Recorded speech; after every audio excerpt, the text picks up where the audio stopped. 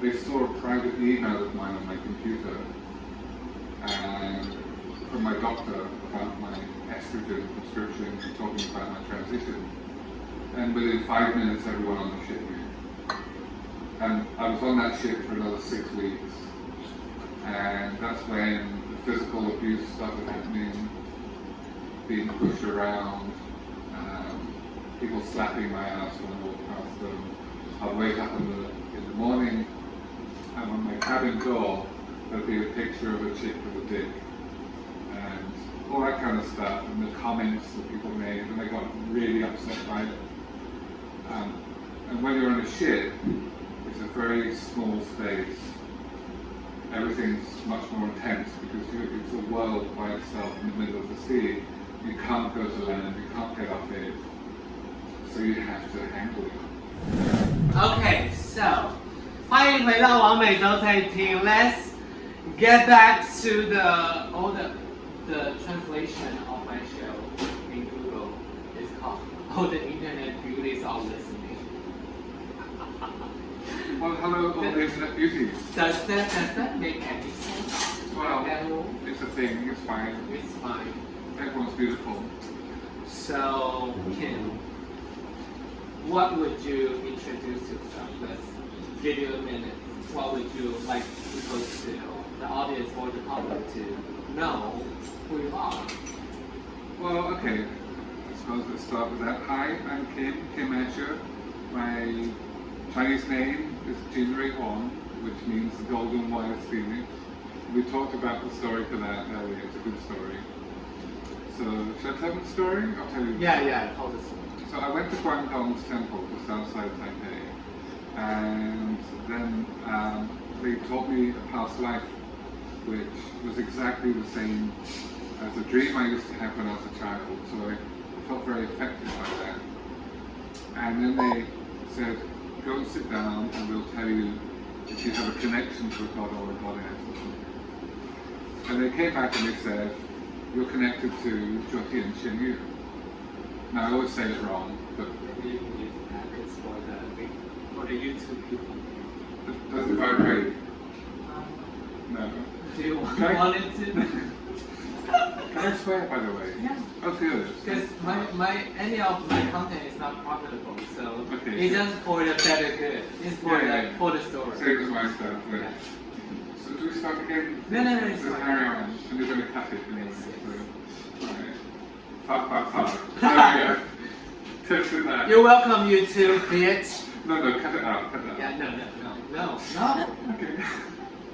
Trans visibility. Look, I'm an old sailor. We'll come to that. So I find it hard not to swear. Yes. But anyway, It's fine. so I went to Guangdong's temple outside of Taipei in Shuding, I think it's called.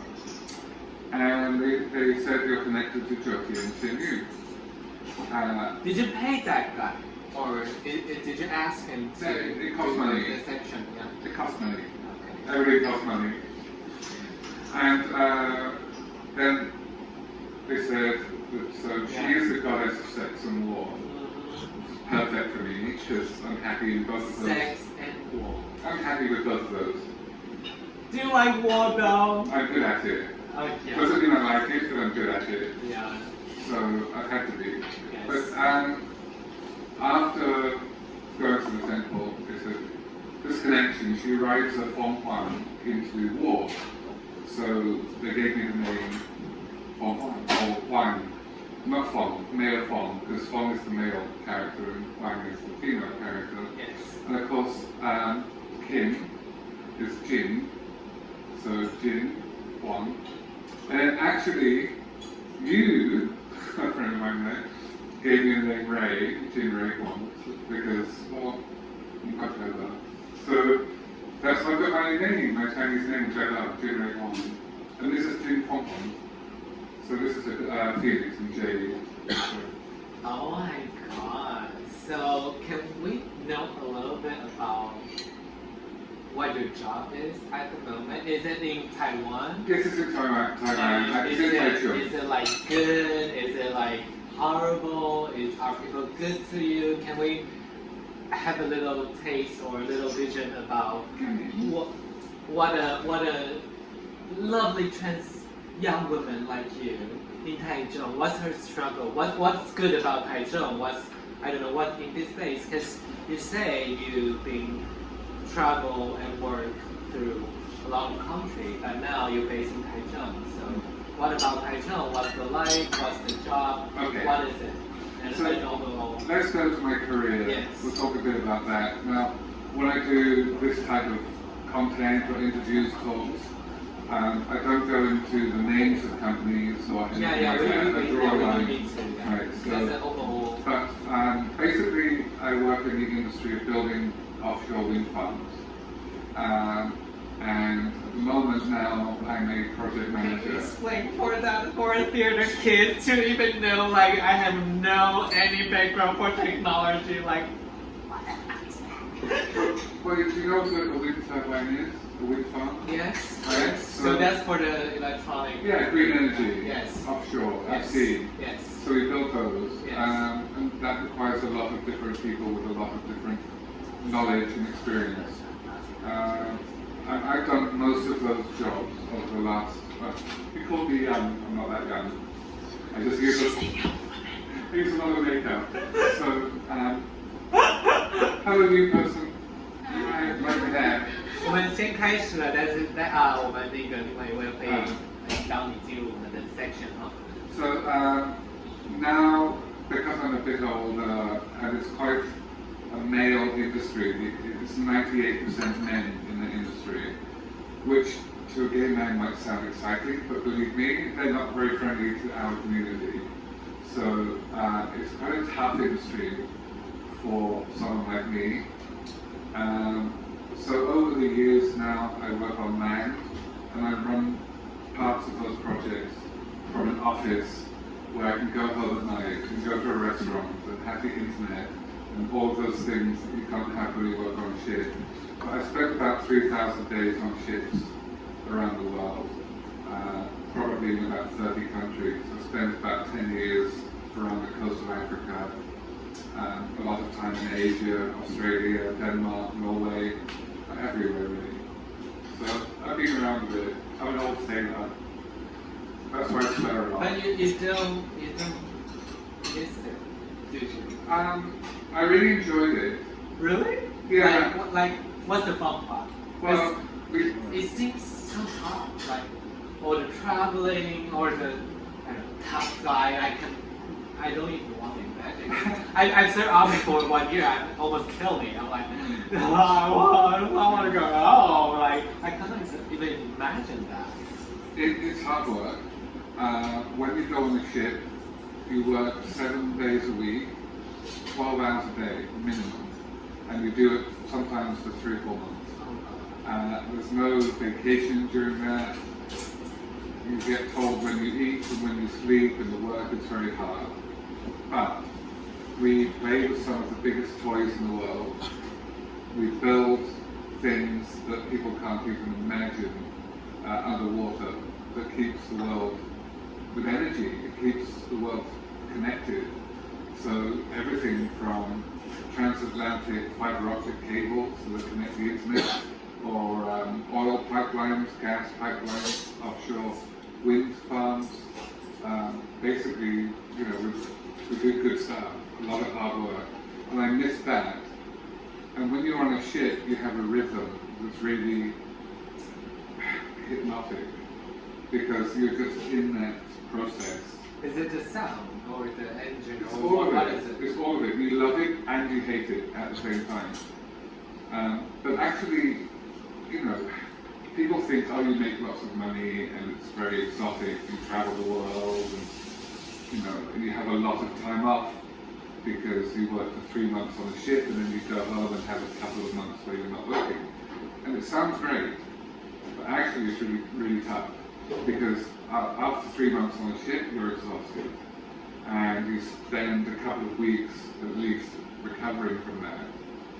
And then you have maybe a month where you feel you can relax. And then you start to think, okay, I have to go away again soon. So you start to get you start mentally to disappear from being at home. So in 4 or 5 months, maybe you have 1 good month. So that's hard. And I did it for about 15 years. So really it's strange because after 15 years of doing it, now I'm based on land. And it feels like there's like a 15-year gap. And you're a mermaid now. You're back to the land. Like I think I can. Right. It doesn't go with the wave anymore. Yeah. Well, it's got earthquake a lot in Taiwan. Well, actually, I find when I'm standing still, I sort of move like this, and it's just a natural thing for me to do because I'm used to that motion of the ship. And actually, a friend of mine, actually my boss yesterday, I was waiting for him. We were going for dinner together, and I was standing on the street just like this. And he came up behind me and said, "I can tell you're an old sailor, Kim." Like, yeah, I know this, but he is as well, right? So, yeah. That's so cute. Is there any trans people in your field that you ever met or you noticed, or is there a representative? Me. Other than you? Me. Of course, because I've heard like there's so many movie people or theater people, I mean performers. I mean, it's obviously because they do all the public things, but I did my what whole, about you? No, I did you my work it, yeah. I did my whole transition alone. So there's no one to talk to. I didn't even meet my first other transgender woman until that night where we met. Really? So and that's how long That's from the first transgender the therapy. I've ever met. Oh God. Right? Oh, she's not an offshore vessel. She's not a sailor. So yeah, there's none. Well, I've heard there's a couple on land. There's hello. Welcome. 欢迎光临。 So there are no out gay men as well that I met in 15 years of working on ships. And I worked Not even a gay man. I met, so in maybe probably 10,000 people I worked with. Yeah. I used to run a fleet of vessels, Yes. so like 7 ships, 8 ships on the fleet. And we would have, some ships would have 300 or 400 people.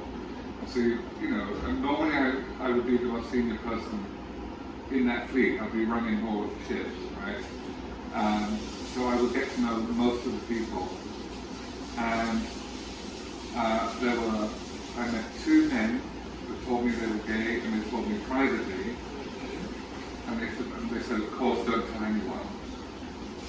Right? And of course there's going to be more than that. But when I came out, I was absolutely the only transgender woman in the world that anyone I knew, had ever met or come across. And in the industry, I'm quite well known.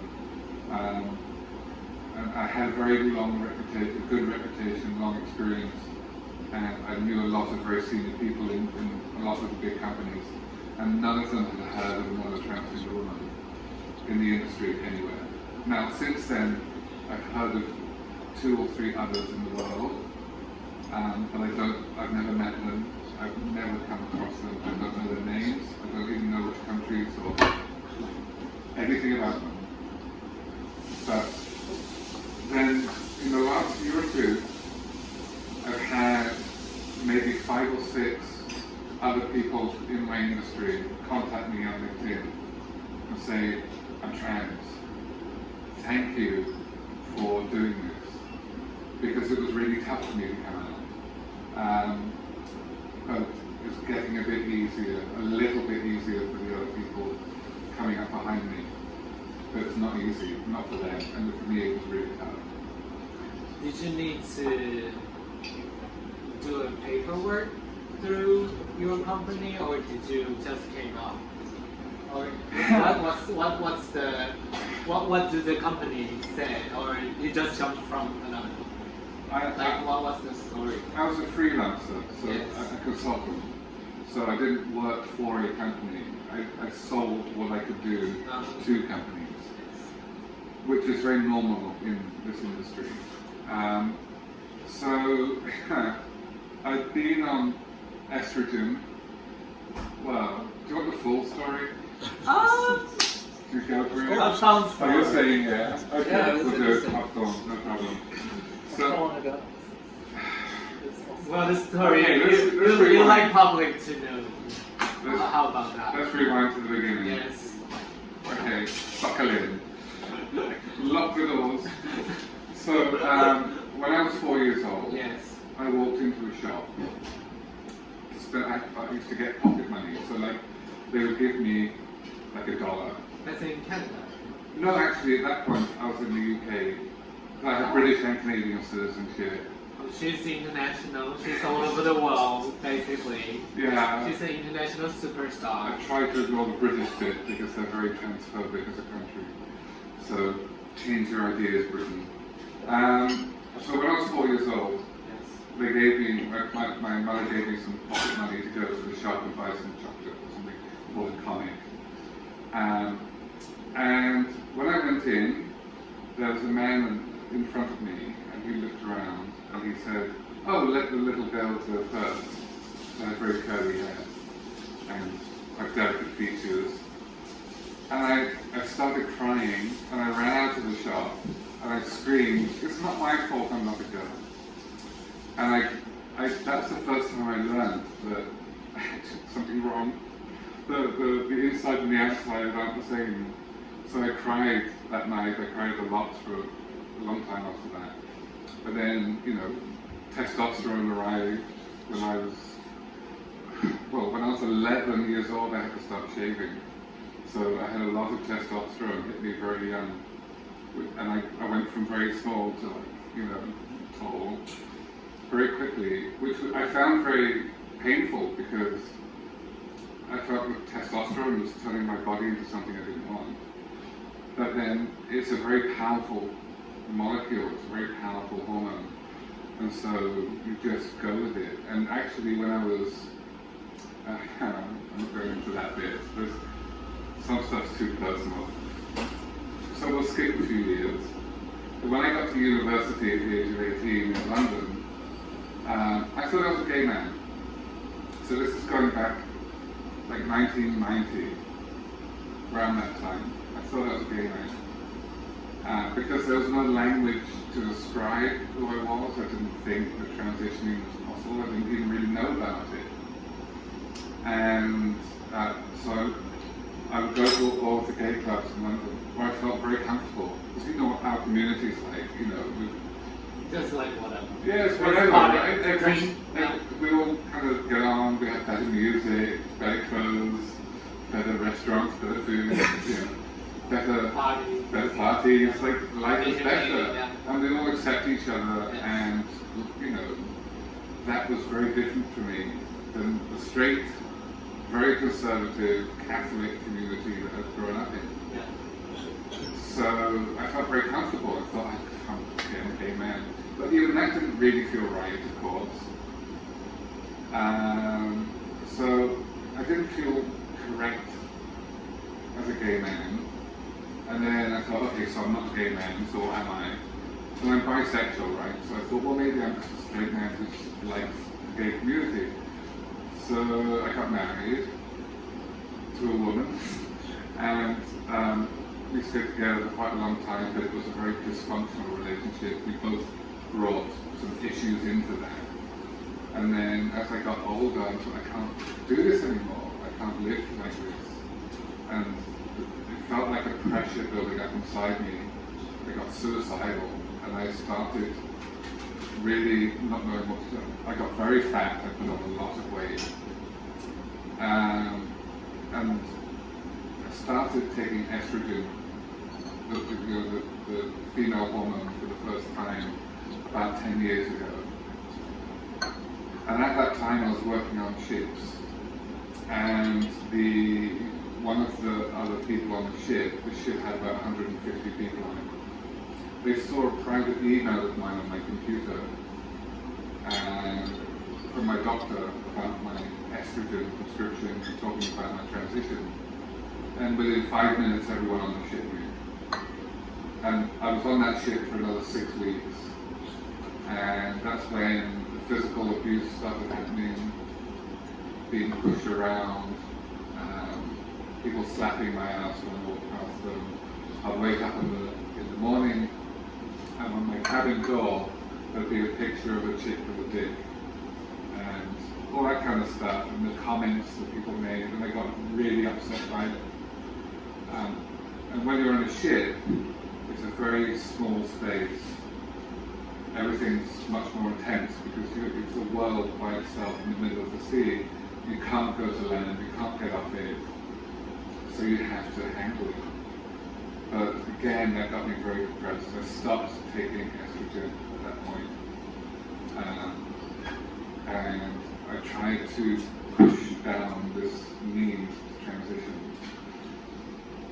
So maybe 6 months later, maybe a year later, I couldn't do it anymore, and I started taking estrogen again. And I went down to work on a ship in Nigeria, off the coast of Africa. And I was in a very senior position, I mean really very senior. And I was meant to be there for, I think it was 6 weeks, something like that. But the person that was meant to replace me after 6 weeks, his father died. And so he had to stay at home and handle the funeral. And then I ended up staying on the ship for 18 weeks. And I ran out of hormones again. So my body was going up and down on estrogen coming off it.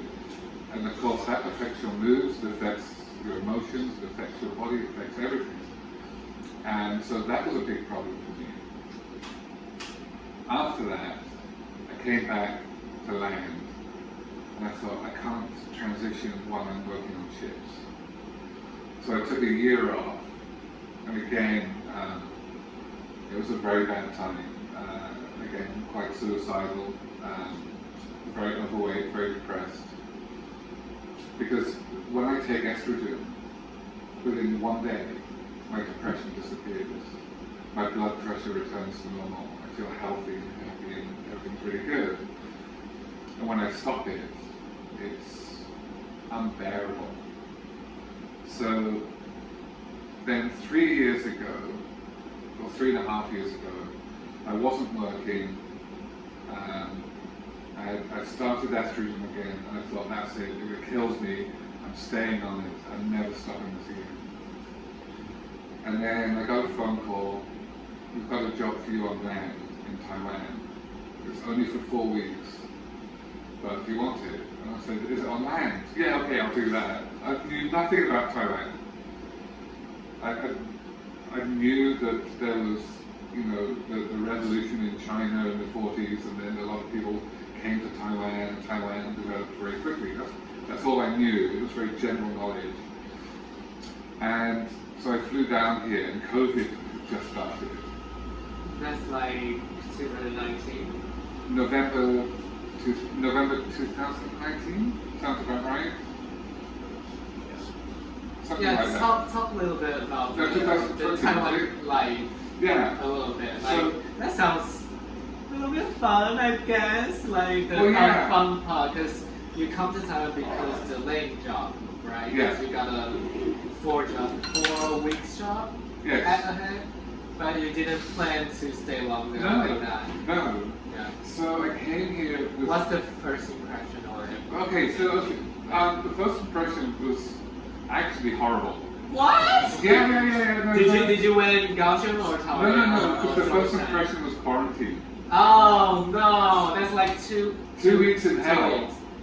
2 weeks in hell. Not in hotel or... Yeah. It was where did they put you? They put me in the S Hotel in Taipei, which is okay. It was designed by Philip Starr. Okay. And Nice hotel. it's got lots of mirrors. So fancy. It's really quite a nice hotel. Actually, I've been back there last month. Okay. And I thought, oh god, I remember. It's one with the pearl necklace on the outside, isn't it? Yeah. And then in the room. It's got a big string of pearls. It's a giant pearl It's necklace. It's a design hotel. It's a design designer. It is, and it's actually a nice hotel. Okay. But you paid it. Well, yeah, because I was locked in this room. 14 days, right? 14 days. Oh god. And how do they feed you? well, that's the thing. The food was terrible. I know, right? I've heard they just off the rip and stuff, right? It's like really cheap bento boxes. You know, like $70, $80 bento Like boxes. every meal. Every meal. Even for breakfast, it was the same. 3 times a day, the same $70, $80 bento box. That's like 40 bento. Yes, but they gave you a choice of the Western menu or the Taiwanese menu. What happened in The Western menu was absolutely terrible. What Oh happened? my god, I can't even. I've deleted those memories. So I just ate Yes. only eating the Taiwanese food. Okay. But then there were things I just didn't recognize. And of course, sometimes they put like stinky tofu in the box and stuff. I was like, Did you hate what the that? hell is this? Did you hate that? Fuck yeah. It was terrible. And after that, So, like how's that 4 weeks? Freelance, the first outcome of then after that, I got to Taichung, and the thing is, Taichung, in Wuqi, Jinshui. So the port of Taichung is like any port in the world, which... Did they just figure out everything, like the house and accommodation? Or? They put me in a hotel, Okay. Taichung Gang Jordan, the Taichung Harbor, Another hotel. which I ended up living in for a year. And honestly, their food is terrible as well. You know, we used to say that the chef was called... It's just how we do here. It's really real. If you're terrible, we're gonna tell you, Oh, yeah. and you can improve yourself. YouTube Yeah. people and There's- podcast people. Yeah, there's great food in Thailand, but not in that hotel. Oh my god. Actually, I'm going there. Which one in Taichung again? Taichung Gang Jordan. Taichung Harbor Okay, you Hotel. heard it here. You heard it here. Do not eat there. But we used to joke that the chef was called Mr. Ping because he could only cook from a microwave and it would go ping at the end. Did you eat every breakfast or brunch or like in Oh. what occasion? Now we get to that story about Oh my God. when I came out for breakfast. Remember that I told you at the embassy? Oh god, I had too The much. day I got my first bra. Yes, the soda one. The soda Yeah, thing. that's right. Yeah. So, okay, we'll go into that now. So, I arrived at the port in Chimichue, and Taiwanese people, my first experience with them, Crazy. they're just Pure madness. lovely people. I've literally... That too. No, they are. I've worked in 30 countries, I've traveled to... I can't even count, genuinely have no idea how many countries I've worked in, lived in, or traveled to. And Taiwanese people are the best people I've ever, had the pleasure of living with. Okay. Now, you don't get everything right, there are things you can improve, like anywhere. But in general, I've never had a Taiwanese person be transphobic. Never. I've had loads of Western men. I've never had a woman be transphobic either. It's only white men, typically from Europe and mainly from Britain, that are just toxic. So, unfortunately in my industry, that's what a lot of the guys I work with are. So that's been very challenging. And that's when we come to the bra. Should I tell the bra story? You want to hear the bra I story? love the broad story. I think we should put that Bra on story. podcast. I think that's one of the highlights and one of the reasons I want to do this event. That's too shallow, but I mean that's so. I just love that story. So let's hear about the bra story. That's my favorite. I mean, All right, here we go. So, don't forget when I arrived... and after 6 hours, because you say you spent the whole day there. Yeah, totally. So, yeah, don't forget, when I arrived in Thailand, Yes. at that point I'd been on estrogen for about 6 months. But I was still dressing and pretending and presenting as a man to protect myself. And actually, my intention was just to take the estrogen because it made me feel normal, but then just carry on working and acting like a man in the industry. But then, well, these got too big, too hard to hide. And one day at work, because of COVID, the company I was working with said to me, "Can you just stay in the country?" And I'm like, "Yeah, okay, I will." So I ended up staying 2 years in that job. And after a month or two, I thought I had to go and buy some bras, and I was trying to get minimizer bras, sports bras, things to hide everything and flatten it down. And I went to Sogo, and of course I was looking like, I still had like beard and stuff that I was shaving, but I had no makeup. So I looked very masculine, and I went up to the lingerie department, I think it's the 4th floor or 5th floor, and I'm standing there, feeling really like, how am I going to do this? How am I going to go and buy a bra? I mean, look at me.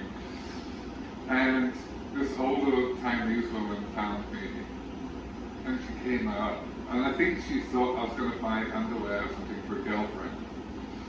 And I used Google Translate, and I said, I'm transgender, I need to buy a bra, help me. And I felt really, like my face was red. And she pulled me into one of the curtained changing rooms. Is she shocked? Like, did you see the word? Like, she looked confused. She looked confused. Okay. She looked like. So she do not know the word. No. Yeah, so she do not know. What the? Oh my God! Bless her heart. But she was very kind to me. Yes. Like most Taiwanese people are, and she took me into the changing room. Yes. And she said, she sort of gestured, right, take off your blouse, shirt, whatever. So I took it off, and she looked at me like, you've got tits. And I'm like, Yes, I do. Like, yeah, that's why I'm here. Seriously. And she said, okay, wait here. And of course, for all of that time. But she's just like in shock for a second, and she just keep going. Yeah, then she's like, okay, I have my job to do, make the tits. She had no hesitation about how She's to like, help okay, you. here we go, right. I just love her working aesthetic. But the things I've been hiding them. Yeah. They've grown really slowly, and actually most transgender women don't end up with quite large breasts. So a lot of us end up getting implants or having extra surgery or something. I was very lucky; these are all natural, 100% natural. So, so when she brought these bras back, she measured me. And she showed me these bras, and the cup on the bra, I'm like, my God, they're so big, I'll never fit in there. They're too big. And she said, no, try them on. And she showed, I had no idea how to put a bra on. My God, seriously, I've never done anything like that in my life. So, well, that's not once. That's a terrible story from years before. We haven't had time for that one next time. And Episode 2 or 17 or something, right. So, she showed me how to, and she's like, okay, bend over like this and scoop everything into the cups and do the back out. And then there was this mirror there, and I looked in the mirror and I was wearing a bra and I saw these things. And literally for the first time, I saw my own breasts, like properly. And of course it's for me, I'm in my 40s, and it was the first time I actually saw part of my body that should have been the body I should have had. And I just started crying, and literally, ugly crying, that sort of crying. And she started crying as well, because it was a very emotional moment, and she could feel that release that I had. And then she told me to sit down. There's a little seat in the bra, in the changing room. And when she sat me down, and she got me a bottle of water, of course. I had some water. Water solves everything in Taiwan. Have some water. I think that's it. Okay, I'm good now. And then I stopped crying. Luckily, I had no makeup on at that point, right? And she said, "Okay, wait here." And she went out, and she came back with all of these outrageous, sexy bras, like lace, and French lace, and push them together, push them up, and all this sort of stuff. Okay. And you didn't end up buying them? No, I just wanted everyday work bras to go to work, I ended up buying all of these outrageous French sexy bras. It just looks amazing. And then, so at that point, I'm like, that's it, I can't do this anymore, I can't hide this anymore. I'm like, oh God, fuck it, I have to come out. That's it, today's the day I come out. So, socially, to the world, because no one knew. the only people that knew I was on estrogen at that point was me and my doctor. No one else in the world had any idea. So I thought, I was standing in the mirror, I kept the bra on, one of the bras I bought, and I put my this jacket back on. And then I just looked like a man with big tits. I'm like, oh God, that doesn't work. So I spent the rest of the day in Soho. And of course, Taiwanese women are about that tall, right? With very small feet, and very small hands, and half my height, you know. I'm like, hello, Taiwanese woman. You know, it's like that for me, right? Because I'm like this tall. So I couldn't find any clothes that fitted me. It was like really difficult. So, you know, Sogo in Taichung has 18 floors, and about 6 of them are women's clothes. And I went through all of those, like looking at everything, looking at the sizes, and oh God, that's ugly. I'll buy it anyway because it fits. You know, and I had all of these shopping bags. And if I liked something, I'd keep it on. So at one point I had like a skirt on, but I still had this ugly man jacket on. And then another point, yeah. And then every time I went to a different floor, this woman started to emerge. And after 3, 4, 5 hours of shopping for clothes, I was wearing the woman's clothes. I couldn't find any shoes in there, of course, because I got feet like a boat. I think that's why they're on ships in the first place. But it's very hard. Like, even now, I have to order my shoes from Europe. It's really impossible. I even considered, like I make all my own clothes, right? So I considered learning how to make shoes as well, because really it's difficult.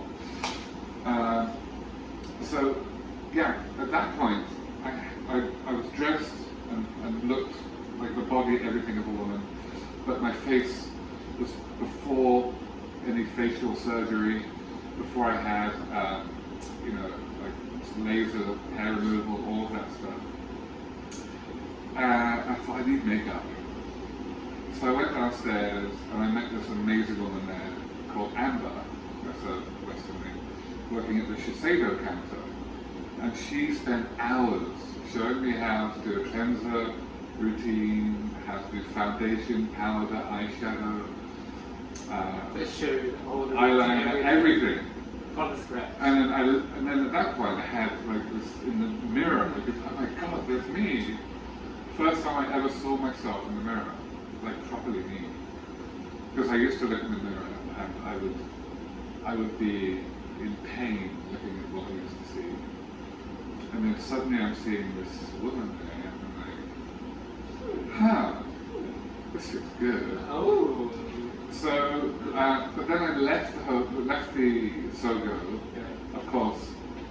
Amber, I love her for what she did for me. And I still do makeup pretty much like she taught me that day. And, but I bought loads of makeup. I bought enough for like 3 months of everything and stuff I didn't even need and never used again. But I got the taxi back to the hotel in Wuchi. Of course, now I'm dressed like a woman, looking like a woman. But that hotel is filled with these very homophobic, transphobic, offshore workers. Like 180 rooms in that hotel, and all of them were filled with these sorts of guys that had been very abusive to me in the past. So I was terrified. But there was no way I was changing back. Hello! How are you? Hi, Bonnie.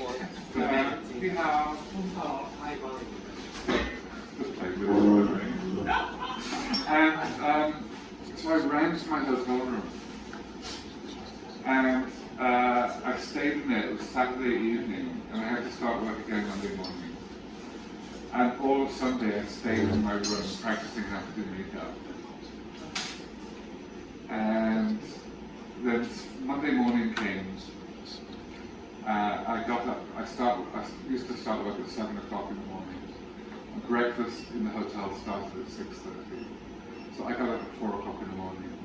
And I spent 2 hours doing my makeup by myself for the first time. My hand was shaking, doing eyeliner. I'm like, oh fuck, no. And I was crying while I was doing it, and I was terrified. literally, it's like 6:20 in the morning, and I'm like, okay, this is as good as it gets. And I went out of my room into the elevator, and luckily there was no one in the elevator. But then it arrived at the reception on the ground floor, the doors opened, and I stepped out, and there's like 100 guys there, all waiting to go to breakfast, and they saw me. And it went from all of these guys in little groups, talking to each other, some of them with hangovers, some telling jokes, some complaining about going to work. But after 10, 15, 20 seconds, they all went silent. And then one of them started laughing. Another group started pointing at me. And then literally there were 100 men just laughing at me, making me feel like shit. And I had a choice at that point. It was really obvious to me that I had a choice. I could turn around, get back in the elevator, go back up to my room, strip off the makeup, and hide under a rock and disappear.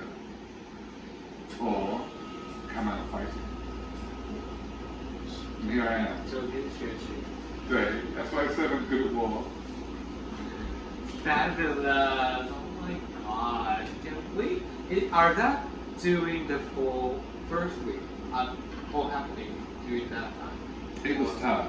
It was really probably the hardest 3 months of my life, where I was going through the process of getting hair removal, and before any surgery, it was more than 3 months, it was about 9 months, but the first 3 months were brutal.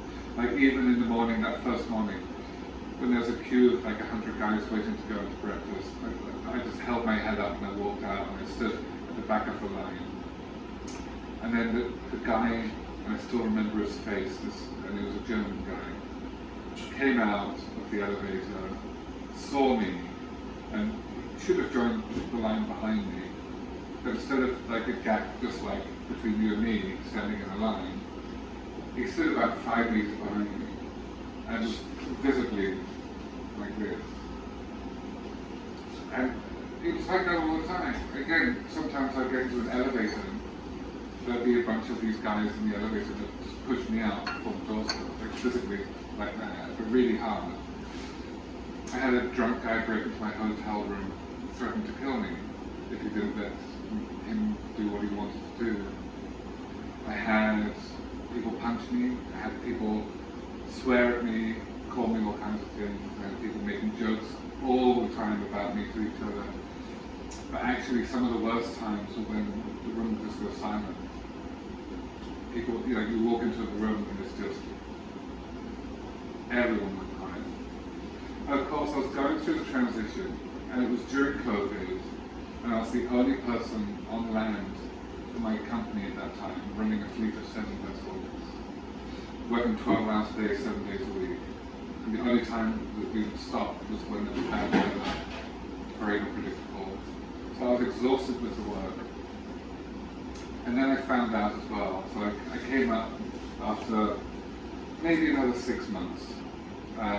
We were getting to the end of the season, and then there was normally a couple of months break. And I'd saved up enough money to have the big surgery, which I had done by a surgeon in Barcelona, who is amazing, one of the best surgeons in the world. This man has built 2,500 vaginas. That's a lot. He's amazing. Because I always heard stories from Thailand. Yeah, see the problem is... Because we don't have that much budget in Taiwan. Yeah, I know, yeah. Right? But the problem with Thailand, from my perspective, yes, is Thailand is filled with and has an industry related to lady boys. yes.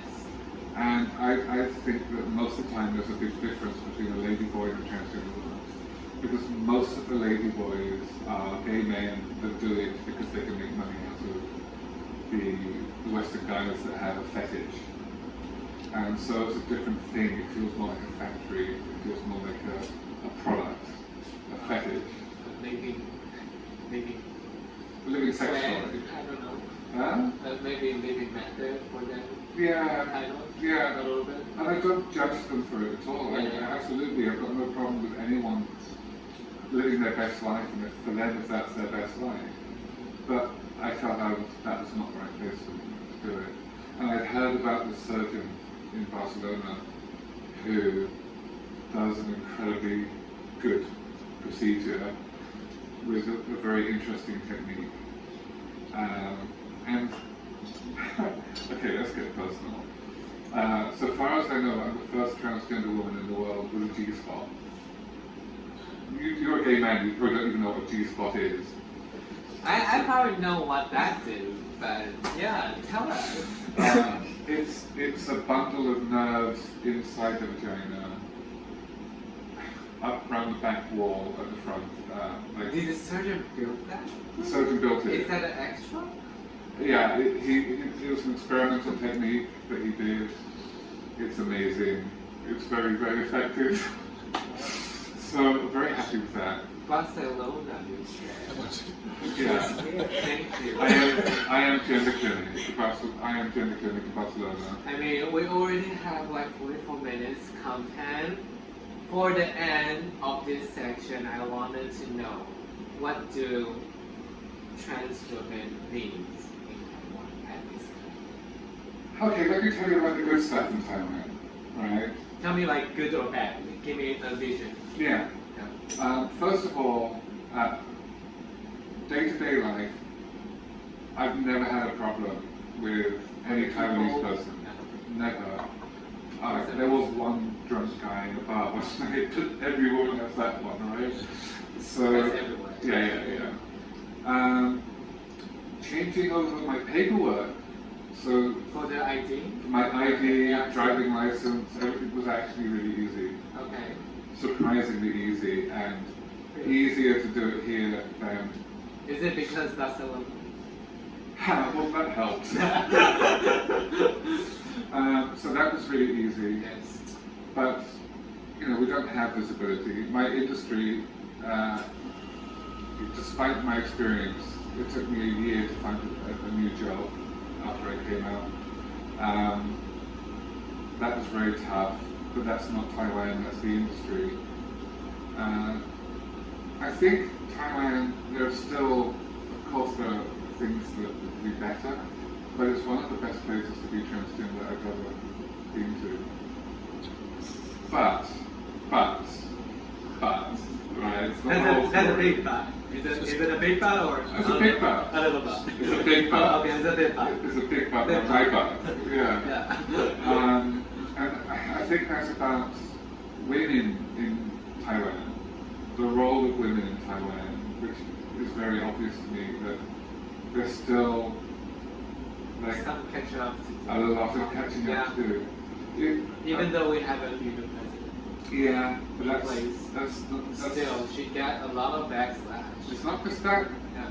Most of the companies, Taiwanese companies I deal with, it's the men that have the more senior jobs. It's like maybe the son of the family, all that kind of stuff. Most of the time he's lazy.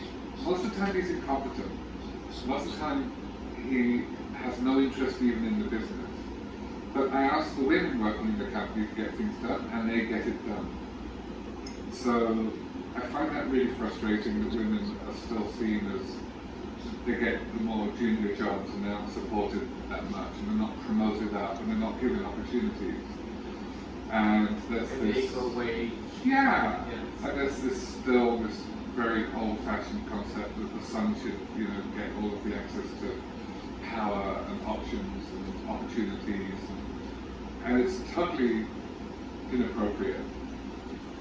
And I think it's changing. In fact, a lot of the Taiwanese women who are friends of mine don't want anything to do with getting married. They certainly don't want to marry a Taiwanese man because they don't want to become the property of that family.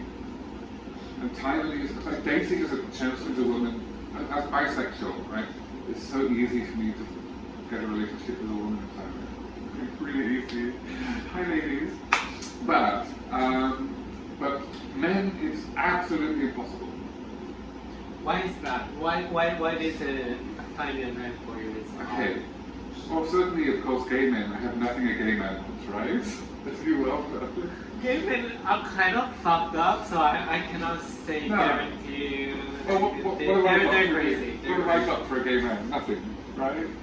So, Gay men are crazy. Yes. But They're let's just crazy. speak gay men. So gay men are nice focus on crazy. you. You know, I love gay men. I love hanging out with you guys. It's because it feels like home. It's our community, LGBT. We're all part of the same family like that. So I love that. But then it comes to straight men, right? So Taiwanese straight men over the age of 40 tend to think that they own women, their property.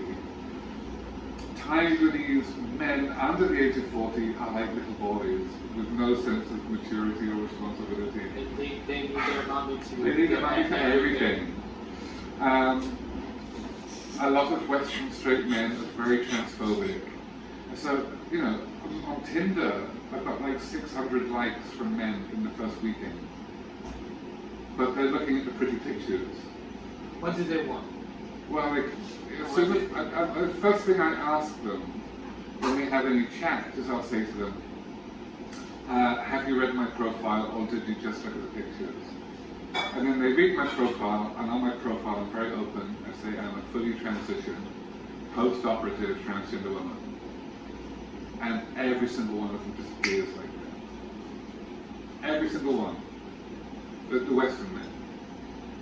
What about the Taiwanese? Taiwanese men, yeah, but look, I find some Taiwanese men attractive, Yeah. but I haven't dated a Taiwanese man yet. Dated enough Taiwanese women at this point, believe me. I'm not interested in violence, and I'm not interested in anyone that has to compensate for their masculinity by having a gun. Grow up. It's childish. I know there's,